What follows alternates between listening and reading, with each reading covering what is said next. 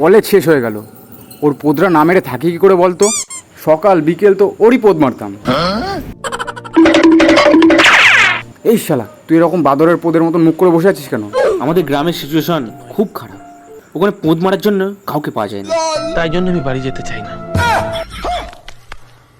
এক কাজ করি, আমিও তোর সাথে তোর বাড়ি চলে যাবো, দুজনে একসাথে মিলে পোদ মারামারি করবো, জীবনটা বিন্দাস কাটবে।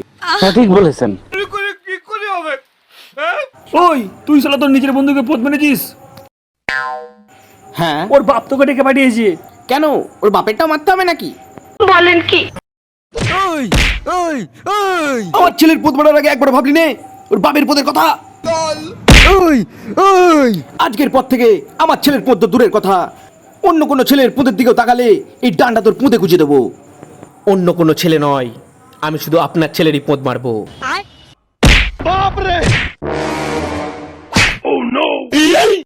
ও আমার ছেলে স্যার। ও আপনার ছেলে? একদিন আপনি আমাকে লোকের পোদ মারা শিখিয়েছিলেন, তাই আপনার ছেলের জীবনটা আমি ফেরত দিলাম। যান নিয়ে যান পানখোরটাকে। তাতে আমার বাল ছেঁড়া গেল।